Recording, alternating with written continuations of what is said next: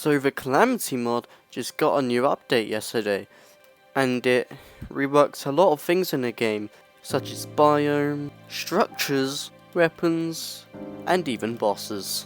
So let's start with looking at the reworked biomes and structures. Firstly, we go to the shrines.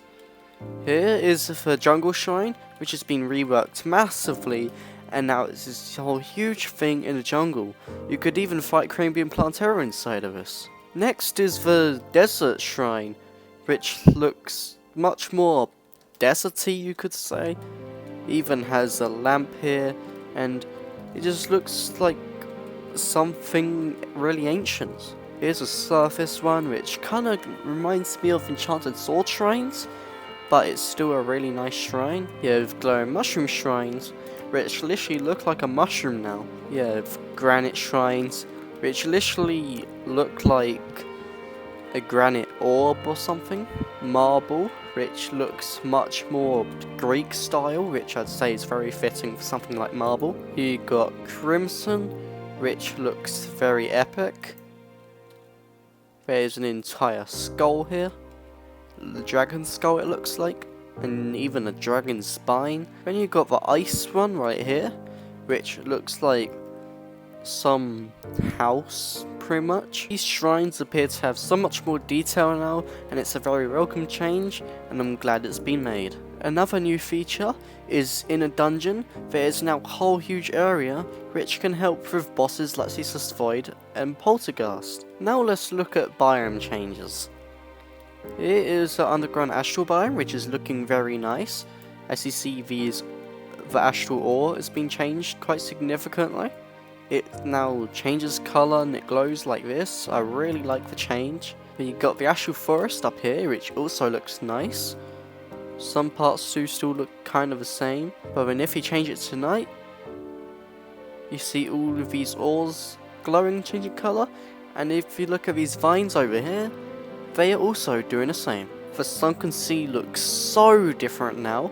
This navy stone is much different. The eutrophic sand, I think it's called, is also different. And now if you look at this in the middle, this looks so much nicer.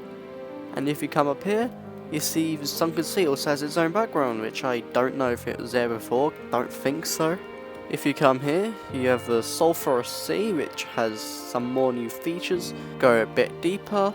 This is where it looks like it still looks pretty similar, but you could definitely see how it's been improved.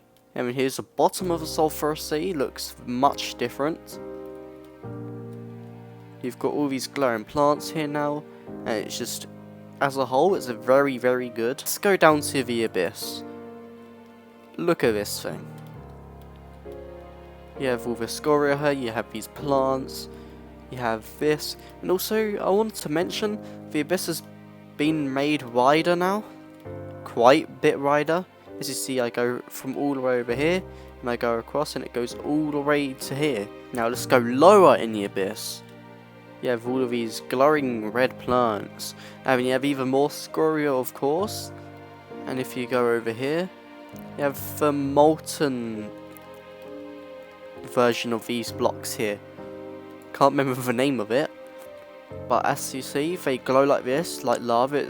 I absolutely love this. Okay, so I have the light now, and this is what the bottom of the abyss looks like.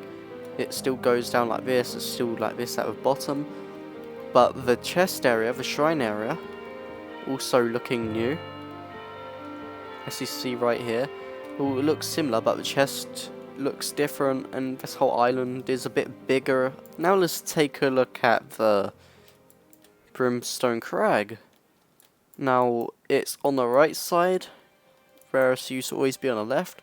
And as you see already, you got these spine looking things coming out of the ground. You have these new plants here. And you even have these new buildings, which is absolutely incredible. This looks really good. The lava might have looked different as well, but look at these plants, they are amazing. And if you keep going this way, you arrive at this ruined bridge, which I think looks just amazing. Calamity did an amazing job with this. I'm hoping that content like this will keep coming, because it's just mind-blowing to see how good Terraria can really look. Now, this isn't a reworked biome, but this is another new lab with a new type of plate thing called Onyx Plate. The labs even have its own new music. Next, we're gonna look at Aerolite Ore, which now naturally spawns in its clouds on world generation, so you don't have to beat anything or do anything to make them spawn. You may wonder why these are yellow. These are yellow because currently they are disenchanted, which means when you collect them, you can't do anything with them. But once you beat Hive Mind or Perforator Hive, they become enchanted. Now, they look really cool.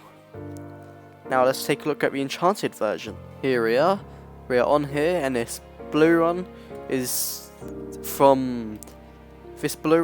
enchanted Aerolite, and the other ores around here on a cloud, don't mind that, it's from QWERTY's Bosses and Items mod, which I forgot I had on, but moving on.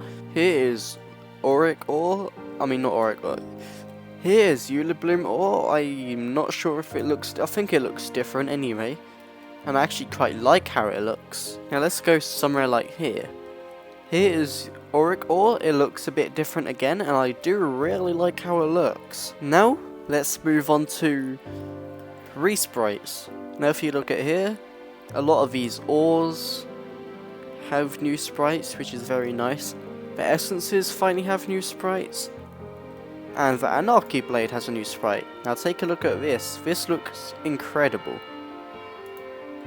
Here it is on the ground. I really love a new sprite. It's a massive upgrade. Now here are some Yaron weapons, which all seem to be resprited. You have Astral Bar and Cosmolite Bar, which have also been resprited. Now let's take a look at bosses. Firstly, you got Profane Guardians, which not only look so much cooler with their new resprites, but they also have completely new AI as well. Now, let's move on to Providence. As you see here, when the Guardians are out, obviously Guardians look different, but Providence now has its own effect, as you can see.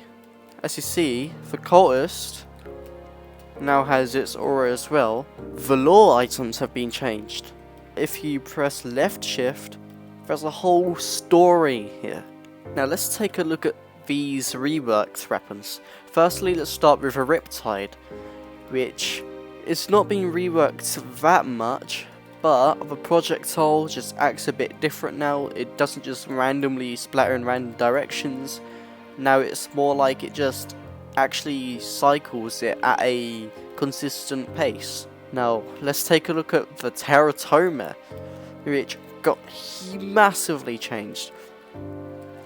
And now it definitely seems to be quite a bit like its upgrade, the Exoblade, with how it swings and how it shoots, like this.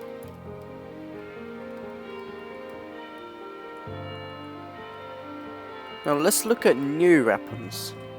The Smoking Comet is a yo-yo, which kinda has Star Fury attacks, I guess. But it kinda makes sense, like Fallen Star and a Comet. And it's one thick yo-yo. Let's look at the Shield of a High Ruler, which is an accessory, and it's an upgrade to the Shield of Cthulhu. You could just dash into things like this, it does a lot of damage. Now let's look at range weapons. Firstly is a Hydra.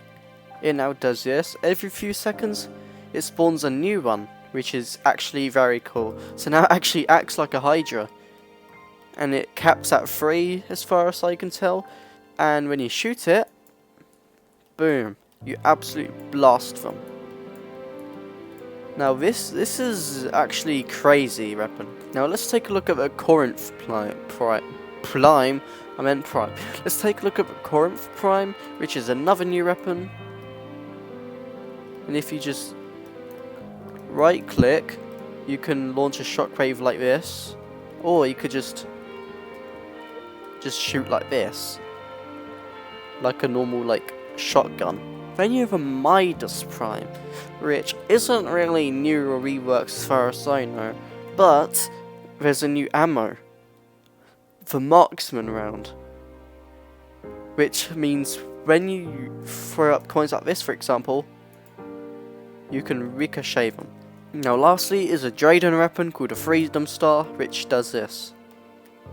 It shoots like this, and it shoots a bit more like this, and it shoots a death ray, which gets bigger and bigger, and keeps getting bigger, and I'm assuming it probably will do more damage. The Grand Staff of a Nebula Mage is a post-Devour God's upgrade to the Nebula weapons as far as I remember, and it just does this. It is insane. It shoots this like portal thing, which homes in by the looks of it. Yeah, it homes in, and it explodes into these explosions, which is very epic. Probably does a lot of damage too. So here, firstly, is a Seabound Staff, which is very cool. It just dashes faster now.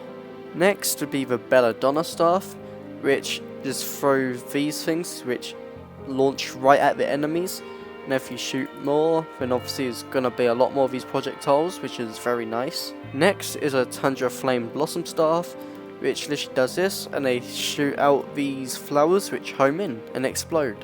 Next reworked weapon is the Ethereal Subjugator, which are these little poltergeist dudes, which shoot out a bunch of these orbs which just fly into these enemies. I really like a look of it, because before they just shot lame beams, and now they actually do this, which is very cool.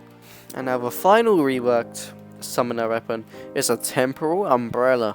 Now the Temporal Umbrella is still pretty similar, still just does random stuff like this. However, there you go. It literally just chucked a tree at them. Now the new summoner weapon is the Acra's Scepter. Not the Acra Scepter, the Acra's Scepter. And it is probably found in a dungeon or something. And it's a sentry weapon. Basically it summons this cloud, which looks pretty cool. It explodes like this and it rains on enemies. It's kinda insane. Now last but not least is a rogue weapon rework, which is for the Stormfront Razor. It used to just be like a normal slow dagger, but now it does this. Yeah, it literally strikes all these enemies. And I hope you all enjoyed this video. If you did, be sure to support the channel, and I'll see you in the next one.